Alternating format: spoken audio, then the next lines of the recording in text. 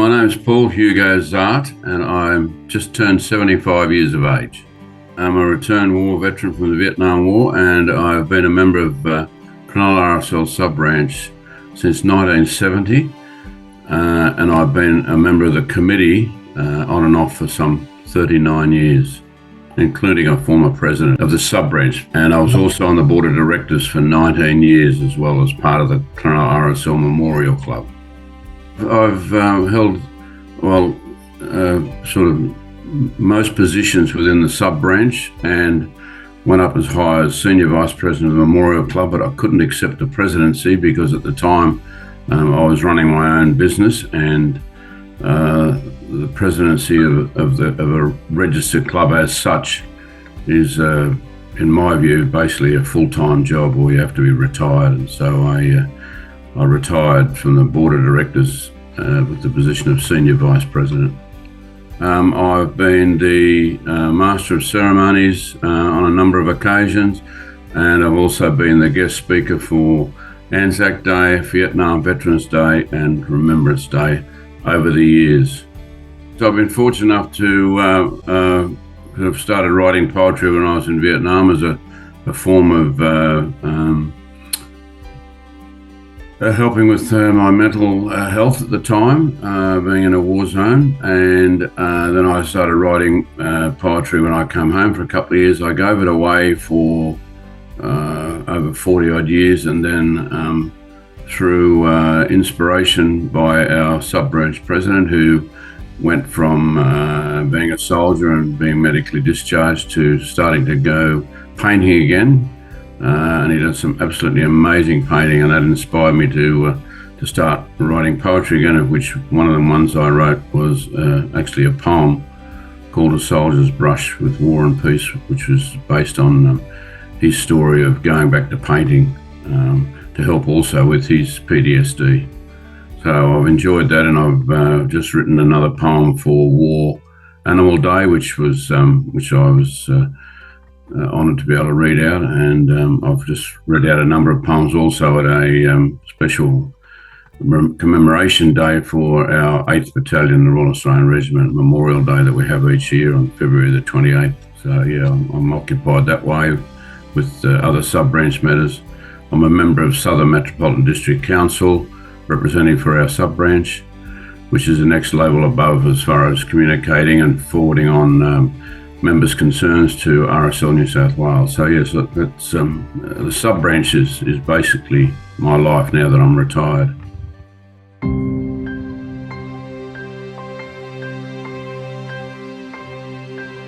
I've had a number of communications with my local member, which Scott Morrison, when he was Prime Minister. He's just retiring as the federal member for Cook.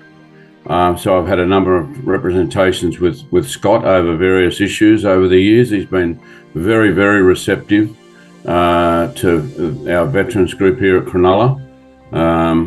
And also I've had discussions with Mark Speakman, who's now the leader of the Liberal Party or Conservative Party in New South Wales. But I had discussions with him when he was the Attorney General of New South Wales. And at a function recently for Vietnam veterans, I spoke with Chris Minns, the Premier of New South Wales, at the function, and he asked, what sort of things that the government could do to assist with veterans. And we've come back all the time to mental health issues, but that is one of the main things. As you know, they've got the Royal Commission into Suicides and that.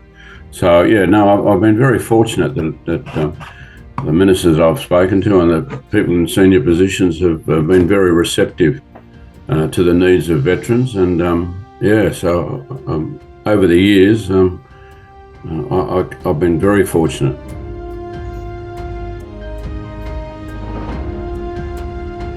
I had an opportunity at the Zoom meeting to speak with Minister Keogh about a concern that had been passed on to me about the fact that the veterans under the Department of Veterans Affairs were not getting the same level of care when they went into the aged care system. By many of the aged care facilities, they were just put in the same list or the same basket as what I call civilians in there, whereas veterans are a different breed of people quite often as far as the illnesses that they suffer from.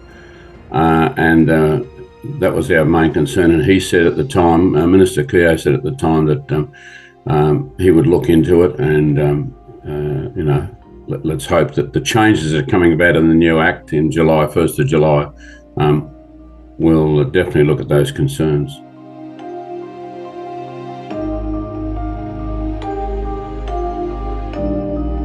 I've been in discussion with a lady in South Australia whose husband was a former a war veteran who passed away, and she saw a major issue where war veterans would go under DVA, the Department of Veteran Affairs care, into the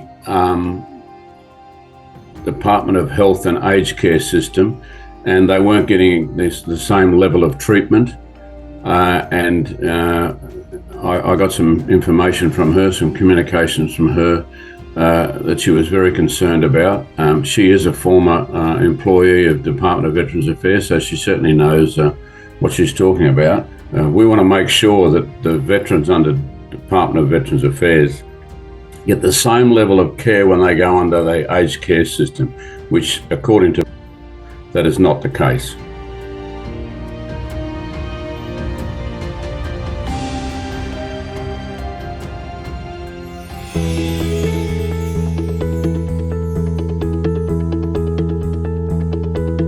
I was fortunate enough to have seen the two shows on the ABC, and I probably was a bit presumptive of it, thinking that it would be very similar to that, and to a degree it is.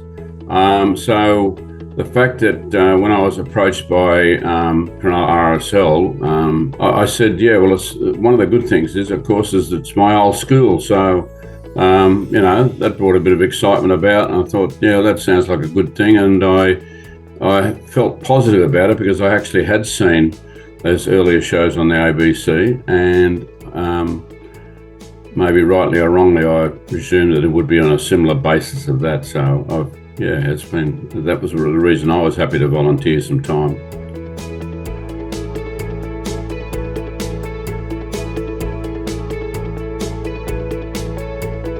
I don't think there's a major difference. I think that some of the things on the ABC, I think if I recall, they may have done a bit more work outside of the classroom itself, or outside the meeting rooms themselves. But as far as the meeting and greeting with the kids and the interaction with the kids, I've found it quite similar, and I think the response from both parties, from the grand friends and the children, has been very, very similar.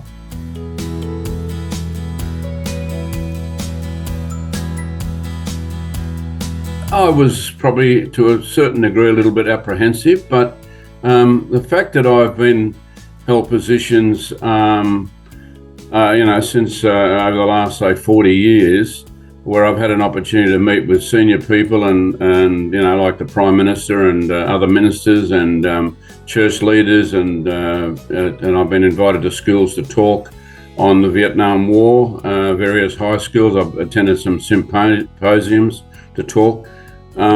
It does give you confidence, and so 90% of the time I don't have a problem at all communicating with people at any level and with any sort of qualifications. So I'm a bit fortunate in that regard. A lot of people might be a little bit shy and not sure what to say, but being a typical Dutchman, I never, I never hold back on what my views are. And I love things that I feel that are positive, and I think the Intergenerational Learning program is something which is very positive.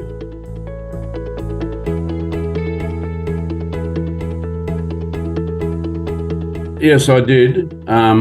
Again, the fact that, and I hate to harp on it, the fact that I come back to the other programs, I had a good vision of what was, what I thought was going to happen, and I think that basically was that. Now, I don't know about the other participants, so the lovely people that I'm working with in the group, whether they had or hadn't seen the other programs, whether they had different expectations, but my expectations at the time were that we would be doing something reasonably similar, not necessarily the same, but similar.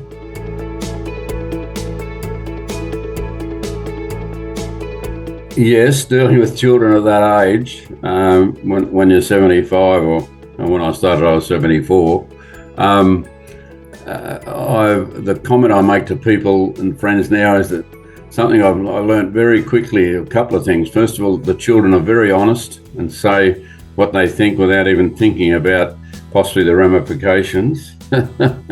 But they're not offensive. But the children, that really opened my eyes up, because it's been a long time since I've been with kids that age. And the reception that we've got, they have, I'm very mindful of the respect that they have for us, which is, I suppose that's a thing from their upbringing as well. But they were two things that have stood out. Yeah, terrific to be with. They really certainly put you in the moment.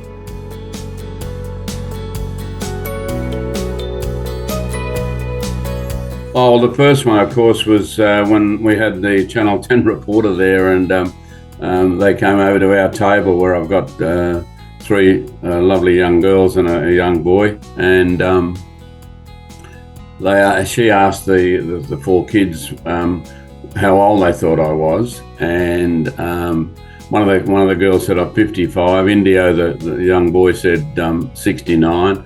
And then when she asked me how old I was, and at the time, then I said I'm 74. Well, the expressions on their faces, and then one of the young girls said, "Oh my God, is he that old?"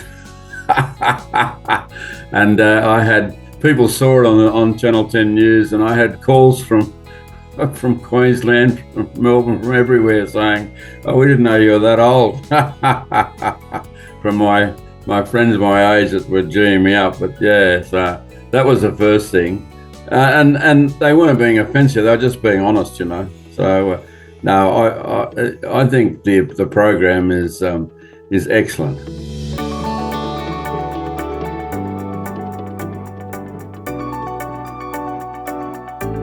I thought it was very enlightening.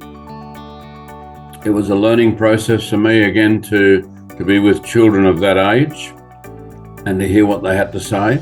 They are very excited about. They seem very excited about being there with an elderly person.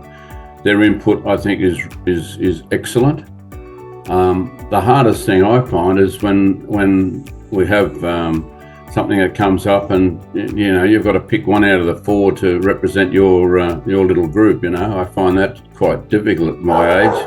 When I've made in my life, I had to make some extremely difficult decisions. I think that's been one of the hardest ones.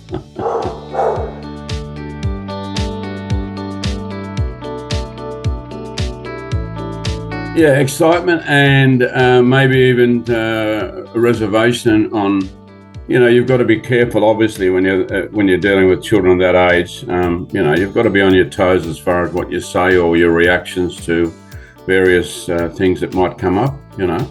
After all, you're making within certainty split-second decisions on what you're going to say.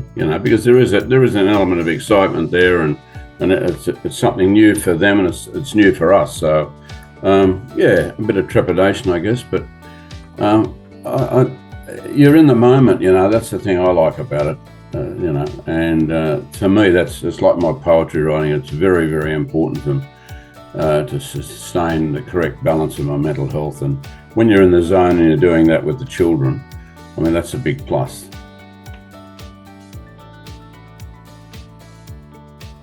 I'm in the present, right? This is something I've learned through, and I'm quite happy to say, visiting psychiatrists and psychologists over the years, and that's one of the reasons I not only write poetry, but I actually go out and meditate most days out at Cape Solander on the point at Kurnell, where I'm actually concentrating on what's around me, and that's the same with the children. I'm concentrating purely on what's happening around me at that very moment. That's that moment in time. It's with the children. I'm not thinking about anything else. No, there's no negativity in my brain. There's no going back to things that have happened in the past, especially war-related incidents. So that's the big plus. You all you're thinking about is talking to them, listening to them, and a response to what they have to say.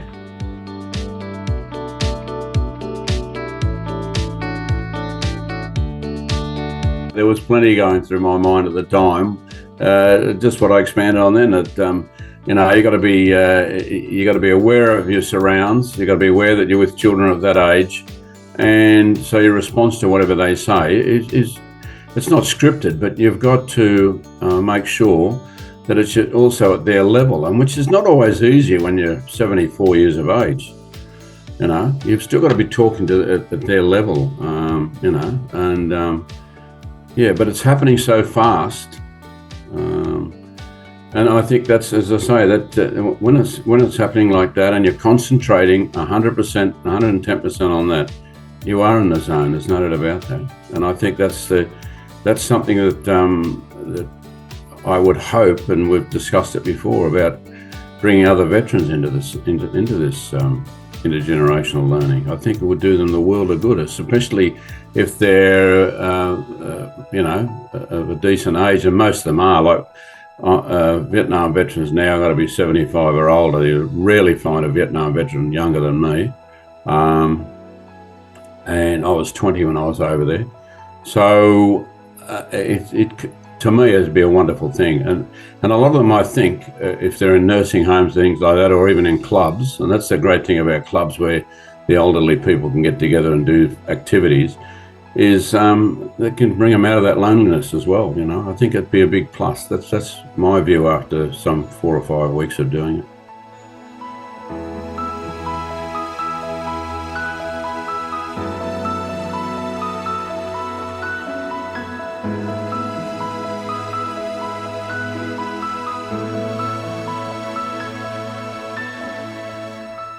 PTSD is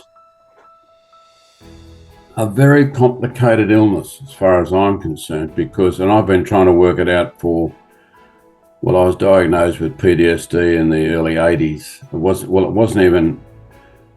wasn't even accepted, or no one knew anything about it till about 1984, 85, as far as the psychiatric level was concerned, right, as a mental illness. So, but I was diagnosed, just in the early 80s. It's a very complicated thing. It's something that I still can't work out, because I've had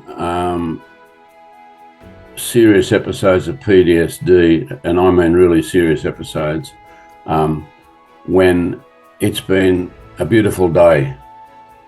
I've been enjoying myself. I mean, it's happened to me a couple of times when I've been on a golf course, for instance, where I've just totally collapsed in a heap, lost vision, became mentally unstable, and it's been a beautiful day. I remember another time when I went down in the shops, which was 100 metres where I used to live at Woolooware, and it was a beautiful summer's day, and I was just walking back from the shops, and I had a total breakdown, and I was rushed to hospital and taken into the psychiatric ward. And the biggest thing that I felt that day was the fact that it was a guilt complex. Why should I be enjoying a beautiful day, walking back from the shops and not a care in the world? And then I've had other mates that, of course, unfortunately were killed in action. And they're the sort of things, but it's hard to work out when it gets triggered, and you try to control it. And when you're trying to control it, like any illness, doesn't matter whether it's a backache or whatever, you put yourself under pressure, So I try to keep myself occupied in many ways. That's why I was working about 80 hours a week when I had my own business, which I had for over 20 years, very successful. And the same with writing and when you invited me, when I was invited into this, I thought there's another form of a way to occupy my time in a very positive way. I think that's half the battle. If you can be more positive about these things, it does help to control. I'm never going to get over it, because you never your mind doesn't let you forget about things that you may or may not be justified in your own mind, whether it was right or wrong that you're involved in. And basically, as I've told many medical professionals, we're not built, I believe, as human beings to go and kill other human beings or to be involved in the atrocities or the destruction of what war does to people, So it's one of the biggest problems that we all suffer from as far as war veterans. But I mean, there's no doubt there's other people in civilian life and in business and that also suffer from PTSD. And the other ones are first responders, for instance. I've spoken to a number of them when I've been in hospital, and they're the same. You get traumatized about certain things, and if you can either have could be because your conscience is triggered, or because it's just what you see, So it's a very complicated and illness that you have.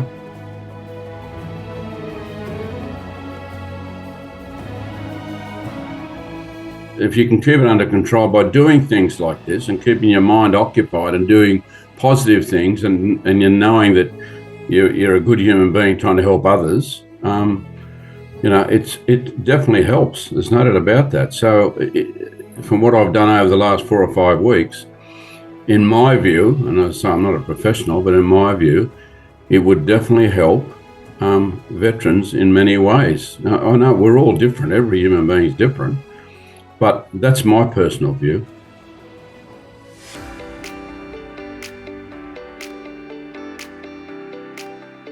One of the most important things is that as I say, you're living in the present. If you're getting the enjoyment out of it, which a normal person would be, I would think. Some who come into the program, and you've probably seen it, would be more reserved than others. It depends on your personality, for starters, right? But your personality also can play a big part in how you cope with your PTSD as well, right? So the fact that you're doing something positive, right, and when you're dealing with children that age, you get a laugh out of it. There's no doubt about that. I mean, it brings out the best in people. It doesn't bring, in my view, there's nothing negative about it. It's all positive, right? And anything that's positive has got to be good for you, especially for your health, and the fact that you feel like you are contributing to society, and you're contributing to those young kids, their lives as well, and their upbringing. It's a tough enough job now for parents to raise their children, and if you can be coming along and they go to school and they look forward to Thursday lunchtime because they're going to catch up with their grandfriends, well, it's got to be good for them as well. So I think it's a wonderful idea. It's a pity it's taken this long for these programs to get together. It's something would have been wonderful if we had to do it 20 years ago, but you look ahead. There's no point in looking behind. And I think it'll definitely be a great improvement for many people's lives, be it the children or the grandfriends.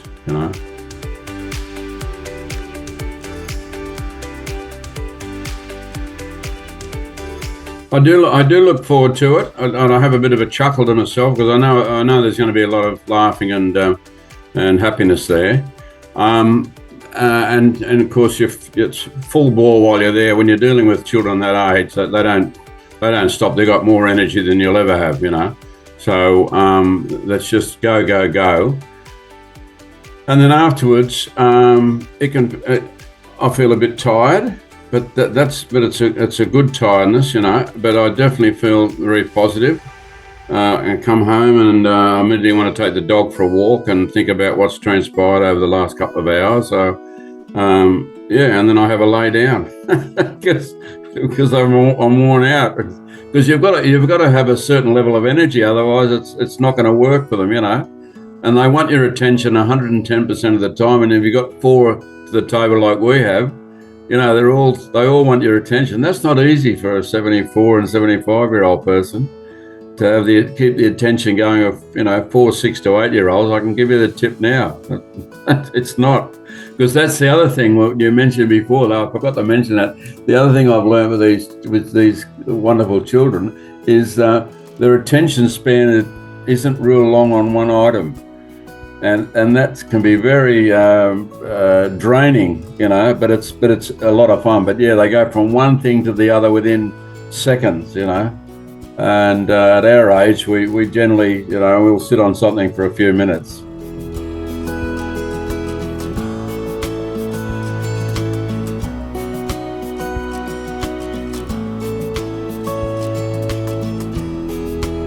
Well, I think that's pretty right. When you're having fun and you're having a good laugh, you're getting more oxygen into the brain. You definitely feel younger. I mean, I don't feel like I'm, as they say, gee, you're old. I mean, I don't feel that way when I'm there with the kids. I don't even think about what my age is actually.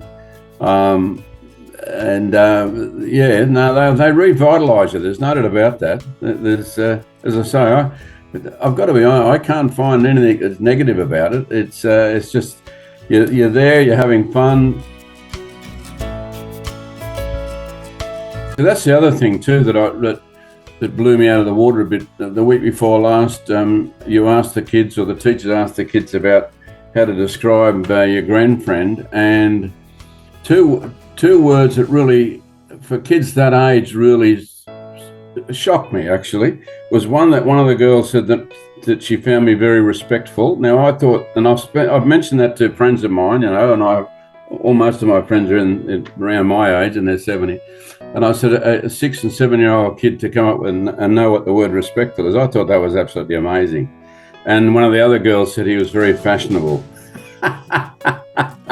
Now she may have picked that word up somewhere. But I said to the teacher at the time, that really amazed me to think that kids that age could come up with those words. I really do. Now, I don't know whether I'm naive or not, but I didn't expect a child that young to say, I find Paul respectful. Because when I spoke to her, I really got the feeling she knew what that word meant. And I was very impressed, very impressed.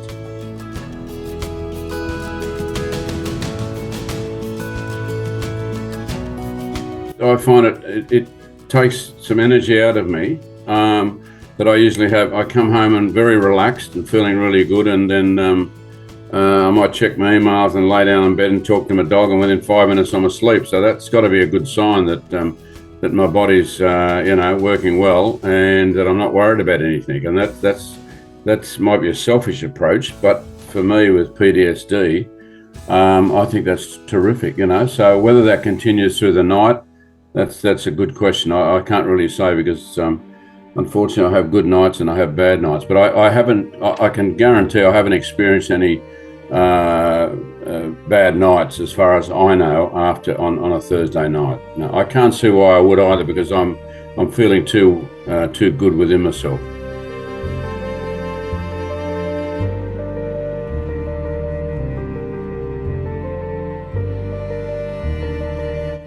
Yeah, I think so. I think very much so. And I think we show one another respect too, And of course, children of that age, as I said before, they're very honest. So, they may say something, but it's not offensive. I'm not offended by the fact that young Josephine says, oh my God, I didn't know he was that old. I mean, some people may take offense to it, but I certainly don't, because you've got to have an understanding of these children. At that age, they're in a learning process, and hopefully that, the grandfriends can teach them some things, and they've already taught me things, even in my ripe old age of realising what our children think and how they talk, which I haven't experienced, for many years, because my children are all grown up, I'm talking, over 50 years, half a century since I've had anything to do with children that age, even longer. So it's a wonderful process that we both learn from one another, And I think it's a great program, and if you're trying to expand it, I think it'd be really good,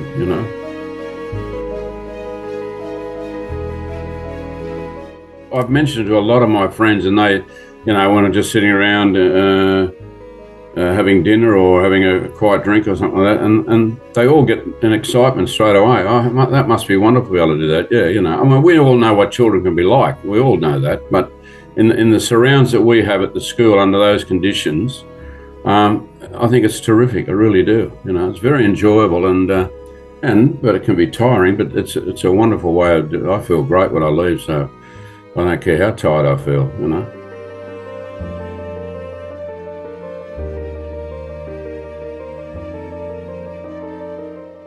Yeah, that's interesting because when I was there last week, I had a really bad. I'd had a severe back injury that I had about 10 days earlier, and while I was there, I just made sure I was in a comfortable chair, but I never thought about my back. I never had time to think about my back. It wasn't until it was all over and I started walking back home, back to the car, that I realised I had a back problem again. So again, it's because you're concentrating on what you're doing, and if you really enjoy what you're doing, other things go away. Psychosomatic, it must be, because the pain was there.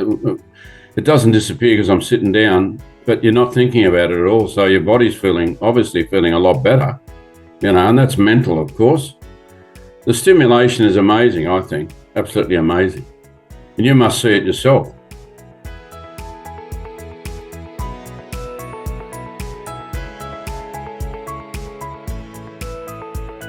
Being that age and that mental capacity, I don't think they realise how much pleasure and that they give the grandfriends. I don't think they would, right? I mean, they see us smiling and they see us interacting with them and getting involved in what they do, even the colouring in and stuff, and they go, look at this, I mean, Paul's really getting stuck. He doesn't want to go over the lines and all that. And they pick that up. Oh, Paul, you're doing a really good job of that, So they pick that up, and I don't think that mentally their capacity they don't realise how. I mean, they obviously can see how much fun we're having, but I don't think they realise the impact that it has. And that would vary, wouldn't it, from grandfriend to grandfriend, depending on what whether illnesses you may have or how you feel on the day, or you wouldn't be doing it if you didn't have the love of the children, that that you're doing them some good and they're doing you a lot of good. It's a reciprocal thing, but we understand it at our age, obviously, but I don't think they realise themselves how much good they're doing to us. They may, when they get older, they'll probably think about it. I hope that they do and go, I remember when I was in second and third class and I was with these older people, and we had so much fun. I'm sure that's the case.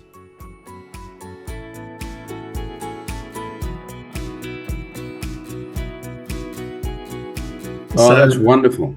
That's wonderful. Well, that gives us even more satisfaction to know that we're actually doing something positive for them, because they're certainly doing a lot of positive stuff for us. And it's not rocket science, is it? What we're doing is not rocket science. It's an interaction between young and old, between vibrant and people that have less movement and have less maybe mental capacity to appreciate what's happening. But it's a wonderful thing. It comes down to human beings being good to one another. That's what it is, and that's one thing I've learned. The older I get, I wish people could be more considerate of others. And what we're doing, I think we're contributing, hopefully, to their welfare and their upbringing. As the young Josephine said, I find him respectful. I think that's wonderful. That she's already picked up on the fact that I'm listening to what they've got to say. I'm not going crook on anything. I'm not doing anything negative. And she's already picked up on that. And that was only about week 3.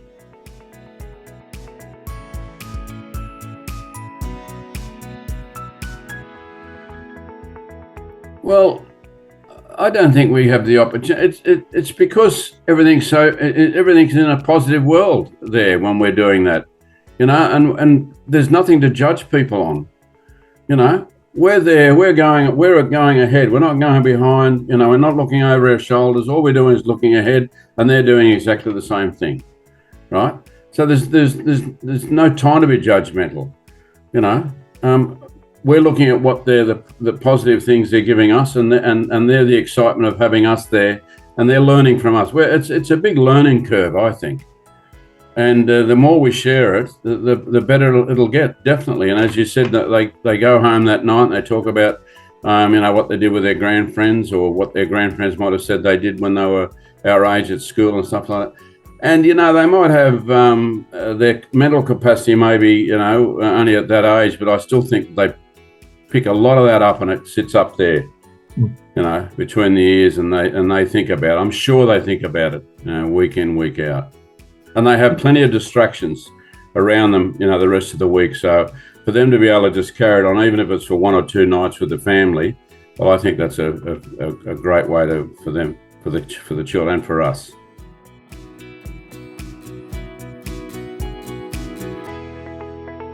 Well, it's something that I think the world lacks totally, and if you can show that, even with, say, an example with my hearing, right? And you mentioned the children, I mentioned the children. Now you're going to have to speak up a bit louder for Paul because he's got a hearing problem, and hopefully that'll be resolved in a fortnight's time when I get new hearing aids. But straight away, they're thinking about me, the fact that I have a hearing problem. They don't know what that means because they've got perfect hearing, most of them, The other thing that was really interesting was and it's amazing, little things you pick up. I don't know whether you become more observant when you're in that zone just with the children, right? But when I was wearing my glasses last week, I have 2 pair of glasses, one for short sight and one for long vision. And I'm continually changing depending on whether I'm doing activities. And Josephine said, "Can I have a look at your glass?" I said, yeah. And she put my short vision. She said, "They're all blur. My eyes are all blur." I said, "Well, that's right. That's because you've got good vision, right? And I need the glass in that frame there to make my eyes, look a lot better." She said, "Oh, that's really good." So, but then when Matea, who wears glasses, put my glasses on, she said, "Oh, my eyes aren't as blurred as what Josephine's are." See, she picked up on that straight away. And she said, "You know why, Paul?" I said, "Why would that be?" And I knew. I said, "Why?" She said, "Because I wear glasses also." I said, "Well, there you go. See, we all wear glasses. There's not a problem." She said, No. So straight away, and I didn't hear the kids go, "Oh, well, you must have a problem. You're wearing glasses," which they could have done. But no, they had an understanding straight away of her and I wearing glasses because our vision wasn't real good. So they're showing, in a backhanded way, empathy straight away to Matea and to me because we've got a problem with our eyes, let alone with my ears, my hearing. And that's the thing I picked up straight away, how they showed nothing towards Matea wearing glasses, not having a shot at her at all. So, well, we don't have to wear glasses, you do. You know what children can be like. They can be, very hurtful when they make comments. But no, there was none of that. And I picked up on that straight away, Maybe I've got too much free time, but I did. I picked up on it immediately. I thought, "Now that's wonderful." See, an older person would probably have a shot at you, but these young kids, they've got better things to worry about, and so I think they have this natural empathy anyway.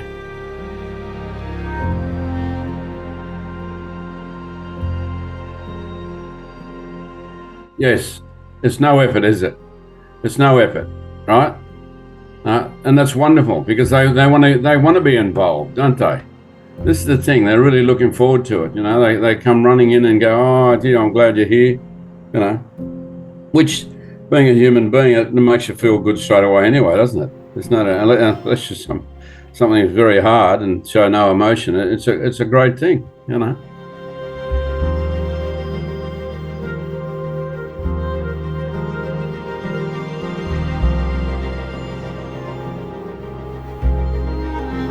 You can't impress a 6 and 7-year-old even if you tried. There's no point. I think they can probably see right through you. I don't know, but and I think that's the same with the others in our group, the other adults in our group. They're all very receptive of what's happening. We all have different personalities. I tend to be a bit loud or out there, but that's just me. I've always been the same. So.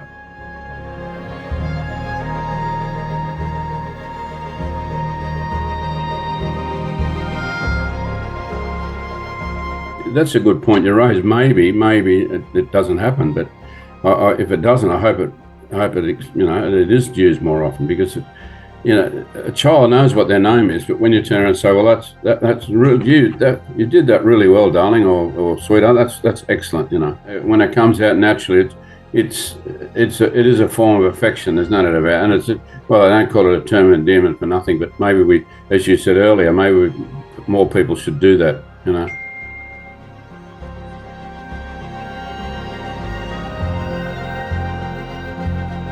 I think the interaction, it doesn't matter whatever we seem to do and whatever activity we do, the enthusiasm shown by the kids is absolutely amazing. They're not bored or anything like that. I mean, and you see how they'll come out. Some kids will come over to another table even and talk to their friends and say, "Look what we've just done over here," and this sort of thing. So the interaction is wonderful. No, I think whatever we've been doing, as you've said before, things have overlapped, and you haven't always done everything as per the way that you wanted your program to run. But then again, you're dealing with human beings. You're dealing with children that are so enthusiastic and got so much energy that a 5-minute segment is not hard to become a 10-minute segment. So that makes your job difficult. But no, I've enjoyed everything that's happened so far, and no doubt, as you do it more and more and more, it'll probably become easier for you to plan things. But you're dealing with children. It's all right. We can control what we do, but it's very hard to control children. I don't know how the teachers do it all day, every day. But yeah, that's the challenge that you've got. We don't have a challenge at all. We're having a great time. It's you've got to come up with things that are going to keep the kids occupied.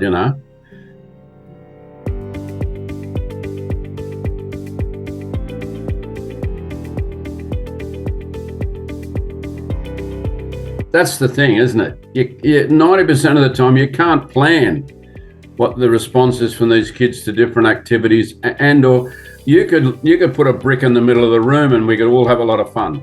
I'm convinced of that with these kids, right? Yeah. But as we do the different activities, they want to show what they can do, and like last week, it's just terrific, Greg. Yeah, no, it's you're doing us a service as the grand friends, as well as we're doing hopefully a good service for the children.